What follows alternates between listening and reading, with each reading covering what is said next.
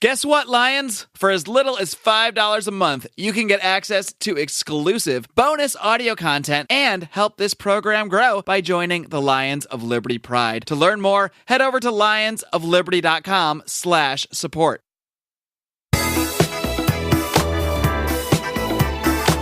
Welcome to Electric Liberty Land, here on the Lions of Liberty podcast, your weekly shot of culture, comedy, and liberty with your host, Brian McWilliams. What is happening, my libertarian friends? Welcome to Electric Liberty Land, episode 36. Of course, that means you can find it at lionsofliberty.com/ELL36. Not going to be any show notes, though, really. There's going to be like one link. Because today, I'm actually recording this about 6 days before it's going to air because I'm going out of town. I've got house guests here with me. My sister and her boyfriend are staying, and we are going out of town for a wedding and all sorts of other good stuff.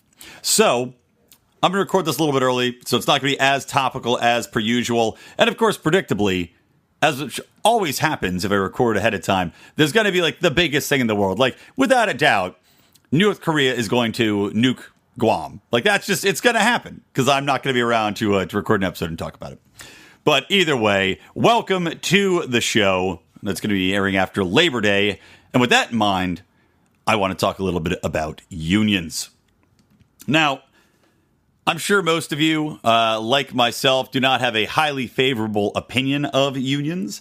Living in California, there's so many union pensions that are unfunded or underfunded that are racking up billions upon billions of dollars in debt. And of course, this all stems from the ridiculous negotiating practices that come from a union where they basically just have one vendor that's a union vendor and they work with that union and they give them the contract. And it costs about 10 to 20% more to give unions the contract than if you just left it up to the free market. I know.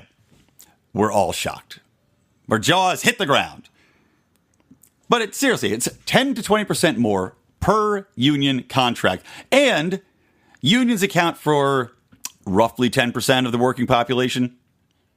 So you've got these people that are negotiating, getting paid far more money to do the same job as any guy off the street. That strong-arm tactic, the politicians, the decision makers, and God forbid you actually try to get in and perform a job that a union's on. Like, I can remember, entertainment industry, for example. I do a lot of work with that for public relations. I remember there was a film that we were doing PR for, filming in Georgia. It was called Saving Winston Jones, and it's still not, I don't think it's come out yet. It got tied up in limbo between the director arguing with the production company, arguing with the distributing company. Just a whole crazy thing with like Richard Dreyfuss was in it, Danny Glover. It had a good cast. Anywho, they're shooting in Georgia, and because they did not have the right union in place for like one day of the shoot, what happens? These goddamn dickholes go out. They start messing with the people that are working there. They start boycotting and standing around and physically blocking people from being able to go to work. Doing that whole picket line thing and literally threatening people. These pieces of human garbage. Threatening other people that are just trying to do a job because they didn't get their special union privileged wages and didn't get first crack at this job. And that happens every single day throughout a myriad of industries. Just absolutely drives me crazy. And people say, I can't stand the arguments for unions, which is like basically saying that, well, we have to have unions because otherwise employers would just take advantage of employees constantly, which on its face is ridiculous. Again, 90% of the population is not in a union. They seem to be doing just fine. People can negotiate their own wages with their employer. They can make one-on-one contracts without having this blanket deal that covers everybody, including the absolute worst workers. And that's the thing to remember, is these unions, it's not made up of the best. It's not like they've got high standards. This is not Top Gun, where you got Maverick flying around here. The Maverick of iron welding is not in there, high-fiving Goose during volleyball games during the lunch break. No. You got some people that are going to be perfectly acceptable at their jobs. Then you're going to have people that are completely worthless. It's kind of like the $15 minimum wage, where you're paying the dregs of society saying, okay, well, even though you're completely incompetent, and I wouldn't hire you if I had the choice, I guess I have to pay you this wage. because now you're part of this union.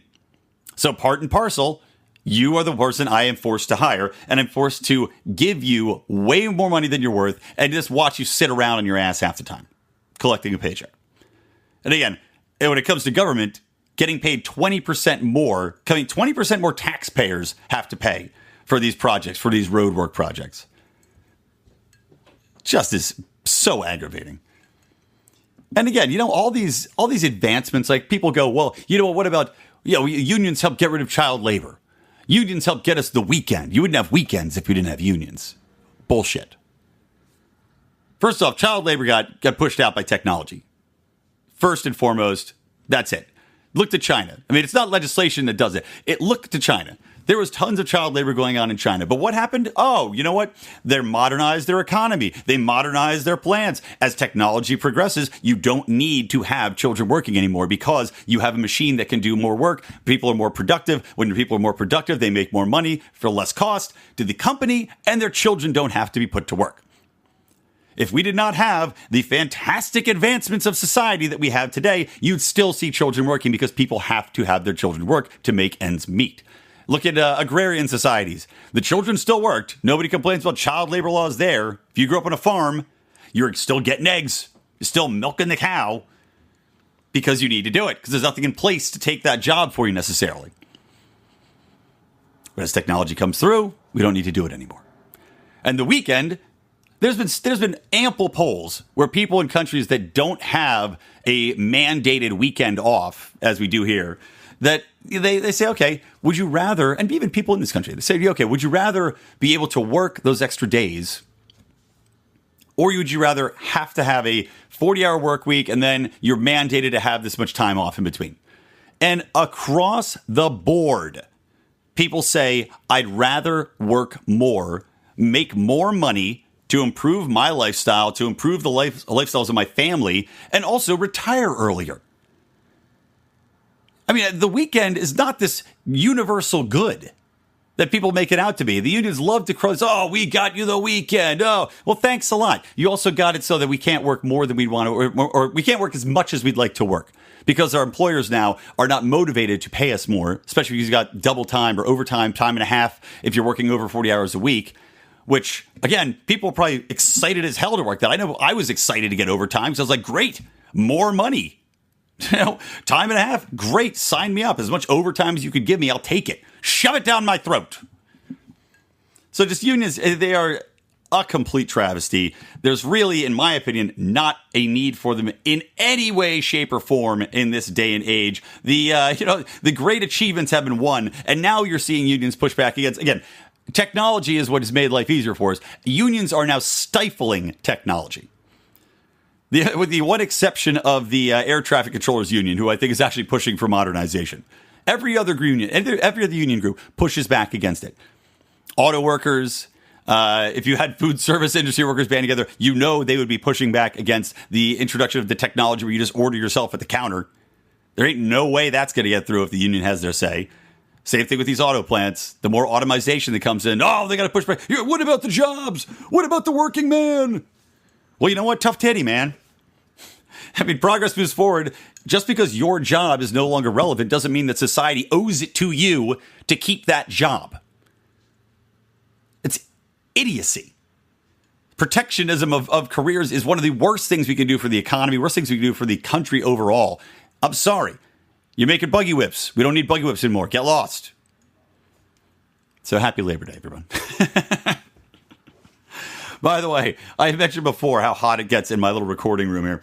And today it's going to be 90 degrees in LA. And I know those of you who are on the East Coast, where I grew up, I know you're like, oh, that's nothing. We got 98 degrees and 98% humidity out here. Granted, but I also have to record without the benefit of a fan being on because it's too loud, without the AC being on because it's too loud. So I just have to sit here.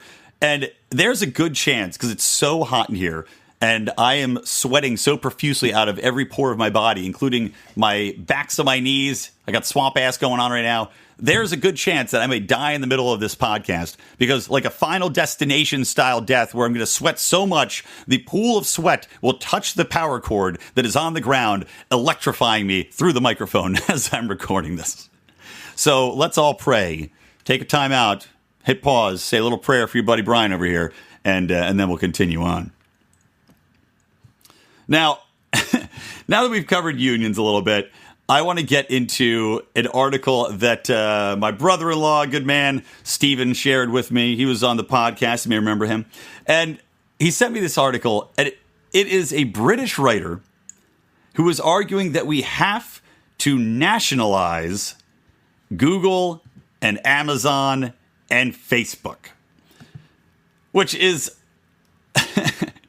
it's hard to sum up his argument and not make it sad. I mean, it's so dumb that it's hard for me to even sum it up in a way that would make any logical sense. But I'll try to describe where he's coming from. So basically, his argument is that these companies are so huge, like the Amazons of the world that control all these products, and he's saying that they need to be nationalized because they're forcing retail to close and go out of business. Which again, how protectionist can you be? This is, just like when I was talking about these stupid unions, protecting retail because you say, oh, well, it's going to save jobs. No, doesn't make any sense. As technology moves forward, if those retail stores are closing, it's because people have clearly chosen. The market is speaking. They prefer this way of shopping. They prefer to be able to order it online, have it delivered, much easier, much simple, far more choices than you get going to an individual store. You can still choose to do that if you need to try something on. And we'll see if all these retail stores close. I actually have a great business idea I'm going to do to... well, I can't say it online. You guys will steal it, you bunch of goddamn thieves. And as we know, we're anti-IP laws here, so I just can't tell anybody about it. I don't want it to get taken out from under my nose.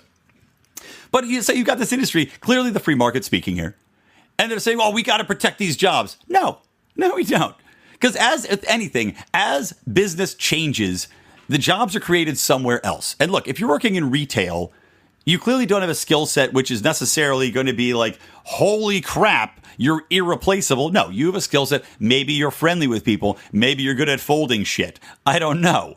But you can clearly take whatever skill set you have and reapply it to another job. Maybe you're doing customer service for Amazon now. The more orders that go through Amazon, the more customer service agents they need. Or maybe you're working with Amazon in the shipping department. Maybe you work at UPS. Maybe you work at FedEx. Maybe USPS, which delivers 90% of Amazon's products now. I mean, Amazon basically saved the USPS, by the way. They were running in the red, and I think they're finally back to being stable. But, look, just because you're in an industry doesn't mean, again, that it should be saved or protected. Go do something else. Throughout history, that has been the way it works, and that is the way it will continue to work. As one industry fails and another rises, jobs open up in that new industry. So get going. So anyway, stupid point this guy's making in regards to Amazon. But he also talks about Google, and he talks about Facebook. He wants to nationalize Facebook, which, of course, is how Hugo Chavez, huge fan of that idea. It's how Chavez's book got started. Very popular in Venezuela. Only thing is, any poll you post in Venezuela on Facebook or on Chavez's book always comes back with the same poll result. Even if you're asking what kind of donuts people like best, same poll result comes back, which is Hugo Chavez wins the presidency. That's it. Every poll. So, anywho, getting back to the point here. So he wants to argue that we need to nationalize Facebook and Google because of their control over data. And because he argues that so many people solely get their news and opinions from Facebook, that it has to be controlled by government because, we can't have a private entity controlling what content people can see. And he's also saying that nothing will ever replace Facebook, which, goes against every concept, every proof of history that's ever happened. How many industries do we see where one company is dominating? And then they talk about like Microsoft, for example. Microsoft is still a very wealthy company. But Microsoft dominated the computer marketplace. Absolute stranglehold. Apple was a blip in the radar. I remember my dad had one because he was in, again, entertainment industry people. They would gravitate towards Mac because they were better for graphics programs and editing. Everyone else, myself included, had a PC. And Microsoft's Windows was omnipresent. And people were talking about, okay, well, you know what? We need to break them up. We need to, this is a monopoly now. We have to stop this. And of course, what happens as soon as they start talking about this? Oh, look at that. Apple rises up. They come up with a competing product that is a mimic essentially, a better mimic of the Windows system. And wow, they do a rebranding. They come out with a new product line that's flashy. It's more attractive to younger people coming up. And slowly and surely, what happens? Apple overtakes PC. Now, not to say PC is dead, but overall, you see a hell of a lot more people with MacBooks. The iPhone clearly is omnipresent. So you've got them transferring over to this brand new product. So, looks like we didn't need to have any monopoly talk at all. Looks like the free market solved this problem. Anytime there's a product that is dominating a market, there's going to be people that are sick of that product, or there's going to be somebody else that says, God damn, this industry is huge. Why am I not taking advantage of it? I better get my shit together and put out a competing product that people are going to like a lot better. So again, with Facebook, really? You don't think it's ever going to go away?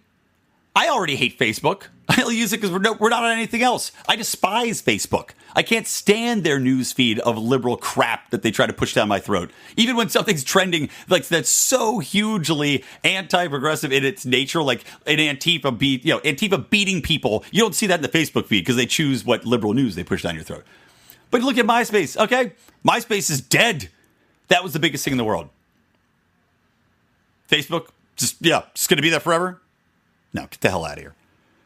He's saying that because Facebook does so much investigation into human behavior that they're always going to be a step ahead. Oh, really? They're going to stay. They're that good. You know what? If they're that good at knowing what I want, maybe they should be around forever. I still don't think they need to be nationalized. Keep them forever because they're doing a great job then. If it's a great product and they're doing a great job and they're updating it and they're giving me what I want to see, then great. Good job, Facebook. The government should not be able to take it over. And same thing with Google. If Google's doing a good job, government shouldn't be able to take it over either. Just because they own the data doesn't mean that the government will do a better job with that data. I mean, that is the most terrifying thing I can think of. And this idiot is arguing. This idiot, I think it's right, like the Telegram. Let me look it up. It is actually for The Guardian. This guy writes for The Guardian. And I'll link to this in the show notes. But he's saying that because the data is so valuable that the government has to take it over. The government's the last entity in the world that I want to have control of all of my browsing history, of all of my order history, of all my Facebook interactions, my private chats on Facebook with people. If they take over Google, GChat, they're going to have access to your email. I mean, how stupid do you have to be to argue this point that the government should take over all of these functions, all of these organizations, and then have all of the access to our data? We already saw what happened with the NSA. We already saw the government has no qualms about breaking the constitutional amendments and spying on its own domestic citizens. No problem with it. And we're just going to give them the keys to the castle and say, oh, here you go. Thanks a lot, government. You know what? It's in good hands. No one is going to be more trustworthy than you. Who are the people that think this way? Who are the people that look at government and everything government does and continues to do and thinks that the government is actually the people that have our best interest at heart? No. What's going to happen is you're going to start reading all of our emails, all of our browser history. You're going to start getting people rated. You're going to see people flagged. You're going to get people added to terrorist watch lists just because of shit they're looking up online. I mean, as of now, they technically need a warrant to get your search history. If they have access to all of it, ain't no warrant going to need. It's going to browse it all the time. Everybody's getting flagged. It just pisses me off so badly. It's just such an idiotic argument.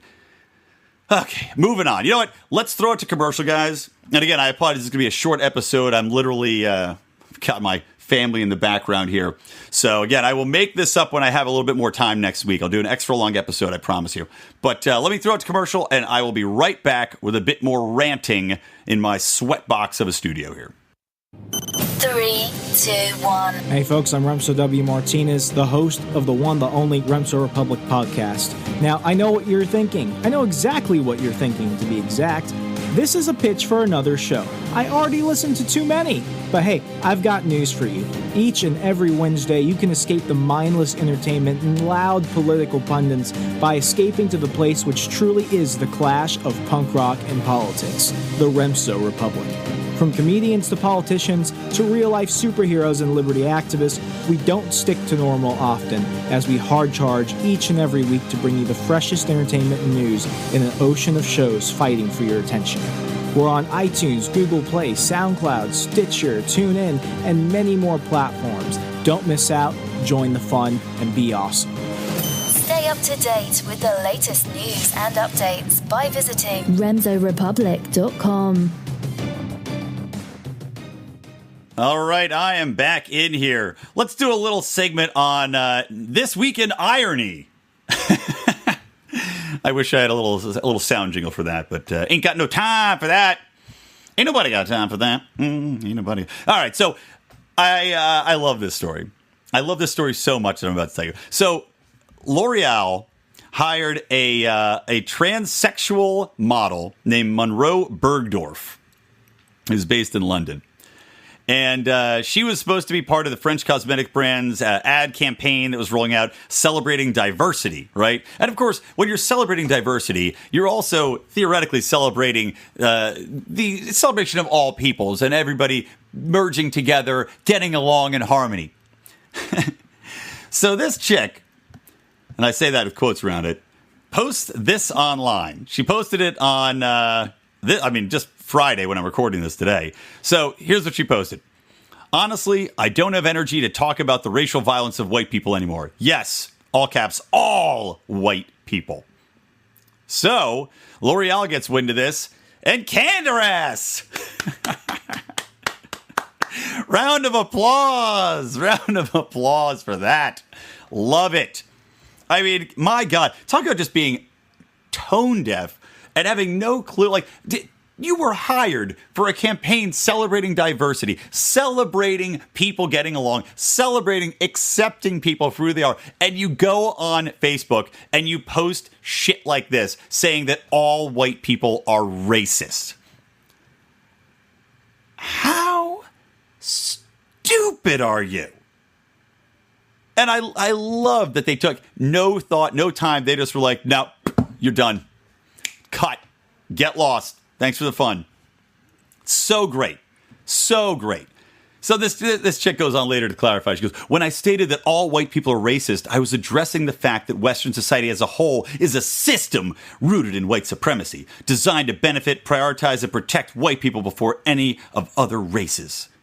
So it's like, okay, now you're just trying to backtrack, using the old cliche of, okay, the system's against me, white society. Again, it's this victim mentality, this victim society. Meanwhile, you know what, girl? You had a chance to make a ton of money over a system that is bending over backwards and has been bending over backwards for quite some time for people of color, for people that are being prejudiced, have prejudiced thoughts against these kind of people like transgenders. Transgenders, it's their time in the sun right now. And now, what are you using it for? You're using your time in the sun to trash all white people. There's probably a lot of white people that helped gave you that contract. I'll tell you that much. So I love that she was canned. But, it's one of these things that we were talking about it on an earlier podcast. They were talking about it might have been with Joe Prano and Andy Ruther when they were on the show. But we were talking about how, it used to be the gay bars were gays only, and because, no straight guys wanted to go in there, or they left them alone. And now, because everybody's more accepting of other people, gay guys and straight guys will go to a gay bar and hang out, or girls will come in to a gay bar because they're like, well, whatever, we're all just people now, right? I don't care. We're all going to hang out together. What's the big deal? And the gay guys are getting really pissed off about it. Now they're like, oh, what is this? They're invading our space. And it's like, well, this is what you wanted, wasn't it? This is now that you've got what you wanted, you're lashing out. This is like an example of that. You're a transgender model. You're a 0.001% of the population that lucked into this contract, and you're being rewarded for just basically being an outlier. I would say you're an outlier of society, but because we're so concentrated on diversity and making sure everybody gets a pat on the head and everybody knows that it's all good in the hood, this person gets this opportunity. And now, because again, the privilege, now you got to turn and bite back and say that all white people are racist. Shouldn't you just be happy as hell that you're in the position you're at? It's just so stupid. So funny, though. So funny. So anyway, that's a good time. I greatly enjoyed that one. All right, next thing I want to talk about real quick is news broke today that James Comey, famed former FBI director James Comey, drafted Hillary Clinton's exoneration before he even finished the investigation. This is according to GOP senators. And it looks to be true. I saw some of the typed documentation, and it certainly looks like he was like, nah, whatever. And he's like in the middle of the investigation, and he's already being like, okay, yeah, I'm just going to file. She's exonerated. Nothing to see here. I mean, talk about being a shill for the system. I mean, and you know, James Comey, by the way, goes way back with the Clintons. Way back. Like, there's documentation of him being involved at that lawyer that went to jail over the Clintons' Whitewater. He took the fall for them. Comey was involved in setting that up. Comey's involved in getting them out of all sorts of different legal troubles in the past. Like, this guy is in the Clinton camp. And this just cements the fact. Like, I hope to God that they go after Hillary Clinton. I'm sick of her getting let off the hook. Trump, at this point, what are you saving, man? Everybody already hates you. Go get her. Go rip her up. You're not going to get the wall built. And he already said that he's not going to hold up the budget either if the wall doesn't get built. So that's basically gone. That promise is never going to come to fruition. So go get Clinton. That was your other big promise. You're going to put Clinton behind bars. You're not going to let her get away with it. Go get her. Because I want to see her in a jumpsuit making license plates that say, I suck for Bill. Which, of course, would be Monica Lewinsky's custom plate. It's never too late for a Monica Lewinsky joke, folks. It's an evergreen joke. You can always use it. So this will be fun to watch over the next the coming week, because I want to see all the fallout from this. I want to see, and additionally, there's more emails that have continued to be released. By the way, Judicial Watch is doing a great job of going after new emails, because they went after the emails that were on her personal account that were deleted and bleach bitted and everything else. But they thought, you know what? Why don't we go for her contacts email records with a request for information? Because those people may not have deleted all of their conversations with Clinton, and those are on the state servers because they didn't have their own private email accounts they were using. They were still using their state.gov or whatever it is. So those people, Huma and her other aides, they might have long records of doing shiesty shit for the Clinton Foundation or anything else to do these cover-ups. So it's an exciting time, and I'm very happy to be living at this moment to witness what could be the final comeuppance for Hillary Clinton. So very excited about that. One thing I want to close on, guys, is that we may actually be seeing the worm turn on Antifa. It's to the point where I know that there's been discussions, and they actually may, by the time this airs, they might even officially be categorized as a gang/violence organization. I think that actually may have gotten pushed through.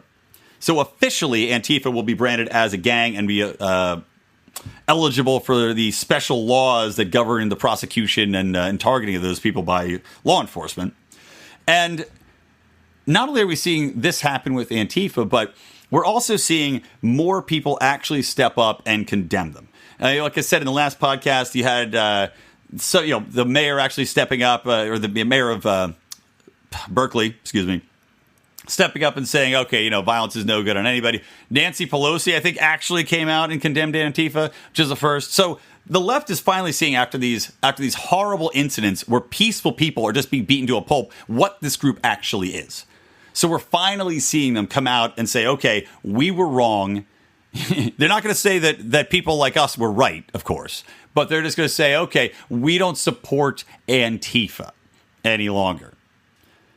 And tying into that, just a quick little joke I do want to say, and then I'm going to wrap the show on this. But I was laughing to myself because I saw a story on this new breakthrough they had with, there's like, sometimes stars will emit radio signals. So it's been intermittent. It's been hard to track where they're coming from, or it's like deep space. So they've got these monitoring programs that monitor for deep space radio broadcasts that might be other alien entities. So this new monitoring station, or maybe it's not new, but it's called Breakthrough Listen, and it's based in where? University of California, Berkeley. So they're listening for radio waves, and they finally got these broadcasts, 48 gigahertz frequency band, which is usually used for satellite communications transmissions. But they've gotten these bursts, and they're actually like a regular burst, like 15 of them. And it's kind of a breakthrough because they said, okay, this actually might be something legitimate because there's nothing that making these like consistent bursts like this that we've seen before. So they say, here's a quote. The Breakthrough Listen team has detected 15 more busts coming from FRB 121102, which is the name of the area of space, I guess. Vishal Gajar, a postdoctoral researcher at the University of California, Berkeley, where it's based, observed the new burst during a monitoring effort run. Over 5 hours, they collected 400 terabytes of data over the 4 to 8 gigahertz frequency band. So I just had to laugh. And you say, why, Brian? What's so funny about that? Here's what's funny about this. I love that Berkeley can listen to radio signals from millions of light years away, but God forbid they listen to the opinion of anybody that doesn't agree with their progressive bullshit without beating them to a pulp. I just love it. I love it.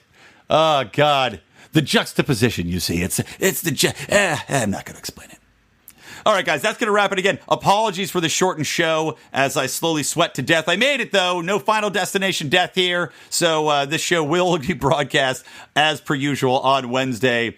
And again, super promise. Swear to God, I will do at least an hour-long show for you coming up next week, because I do feel ashamed that I've only been able to put together a couple half-hour episodes for you. But hey, good news at least, wasn't hungover clinging to life this show. So, everybody wins there. Except my liver, because I'm going to beat the living crap out of this thing tonight. All right, guys, take her easy. Remember, follow me at Brian McWilliams on Twitter. Follow at Lions of Liberty. Don't forget to listen to John Odie Odermatt on Felony Fridays every Friday, talking about the justice system. Listen to Mark Claire on Mondays with in-depth interviews with Liberty leaders. Don't forget to support us. lionsofliberty.com/support for all our special content. And additionally, guys, you sign up now, even the $5 level, you're going to get a free koozie. You get discounts on some t-shirts. It's great. And I also want to throw a quick shout out. You can buy t-shirts for Electric Liberty Land at lionsofliberty.store. Got some awesome designs in there. And final thing, guys, I want to wrap up. I know a lot of you have already donated a lot of money helping our cause, helping DonorSee, helping Walk the Walk, and helping the Cajun Navy, which is the project that we were helping to fund on DonorSee to help with Hurricane Harvey. I also want to link to another cause that we're helping to promote. A listener of our show, a Pride member named Daniel, a great guy. He also is asking for a little bit of help. So if you're listening to this, even if you have $5 you can throw his way to help his family in Houston. They were impacted by the floods like so many others were. And God, I've seen pictures of it. His house is completely flooded out 4 feet deep in the living room. And it's just it's a nightmare for everybody involved. So anything you can do to help, we would greatly appreciate. And I will put links to that, both the Daniels and the Cajun Navy, in the show notes so you can find them there. All right, guys, thank you so much from me, Brian McWilliams, from the Lions of Liberty and from Electric Liberty Land. Always stay plugged in to Liberty.